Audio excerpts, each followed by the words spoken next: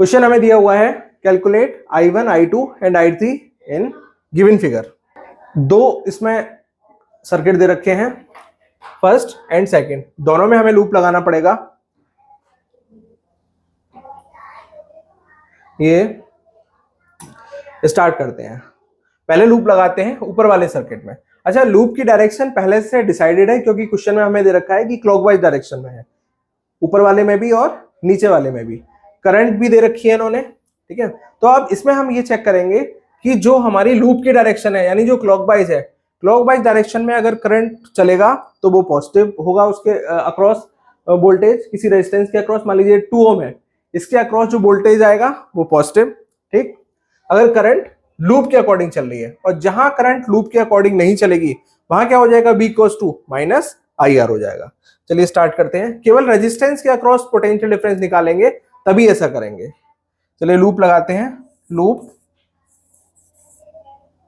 इन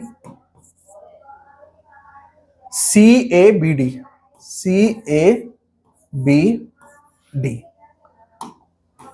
चलिए स्टार्ट करते हैं। I2 है, पहले यहां से स्टार्ट करते हैं। I2 जब 2 ओम रेजिस्टेंस में जाएगी तो इसके अक्रॉस पोटेंशियल डिफरेंस आएगा 2 इंटू I2। उसके बाद करंट यहां पर आती है तो प्लस का 10, फिर यहां पर ये I2 है, कुछ है नहीं यहां पर, ना तो न ही वोल्टेज है ना ही पोटेंशियल डिफरेंस है। अब लूप के अकॉर्डिंग आपकी जो करंट है उसे इस डायरेक्शन में चलना है, बट यहां पर ये जो I1 करंट है ये अपोजिट डायरेक्शन में है, तो इसमें क्या हो जाएगा, पोटेंशियल डिफरेंस इसका माइनस का 3 इंटू I1। बस इसमें यही समझने वाली बात है कि लूप को अगर कोई करंट फॉलो नहीं कर रही है तो उसके अक्रॉस, उस रेजिस्टेंस के अक्रॉस जो पोटेंशियल डिफरेंस होगा वो माइनस IR लगना है। तो यहां पर हो गया ये माइनस का 3 इंटू I1। अच्छा, लूप के अकॉर्डिंग आपकी करंट यहां पर आई, ठीक है। इसमें क्या पड़ रहा है, प्लस का 4 वोल्ट, प्लस का 4 लिख दिया, इक्वल्स टू 0। ना ही EMF में ना ही कोई वोल्टेज दे रखा है उसमें होगा, ऐसा केवल किसके अक्रॉस होगा, रेजिस्टेंस के अक्रॉस होगा जब हम पोटेंशियल डिफरेंस निकालेंगे। चलिए 2I2 प्लस का 14 माइनस का 3I1 equals to 0। 3I1 plus 2I2 equals to minus का 14, माइनस से मल्टीप्लाई कर लेते हैं इक्वेशन को, 3I1 minus 2I2 equals to 14, ये इक्वेशन बना गई। अब सेकंड लूप को देखते हैं। सेकंड में करंट मान लीजिए यहां से आपकी चल रही है क्लॉकवाइज डायरेक्शन में, तो पहले आ गया आपका माइनस का 4, उसके बाद इसमें I1 हो रही है तो प्लस का 3I1 I3 और इसमें भी I3 जाएगी, तो ये हो गया आपका प्लस का I3 इंटू 1 इक्वल्स टू 0। ये इक्वेशन आ गई आपकी 3I1 प्लस का I3 equals to 4, equation second. Third equation आपको KCL से मिल जाएगी, इसमें दिख रहा है I1 और I2 जंक्शन की तरफ जा रही हैं, तो I1 plus I2 equals to I3, ये थर्ड इक्वेशन हो गई।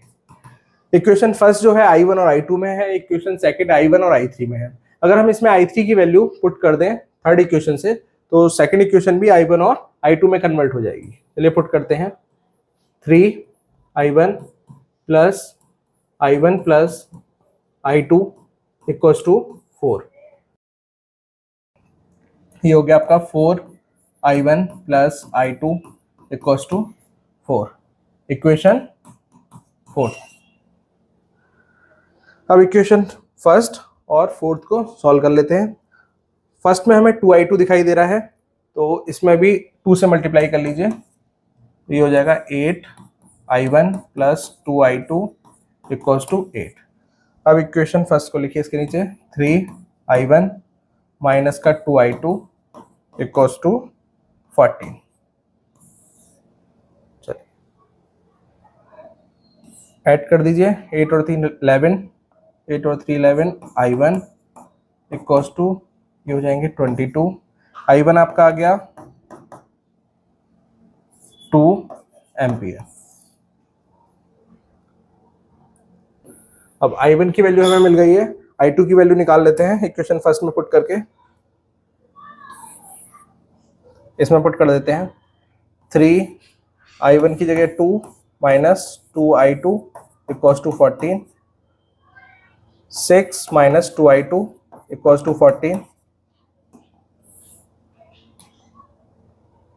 माइनस का 2I2 equals to 14 minus 6 minus का 2I2 8,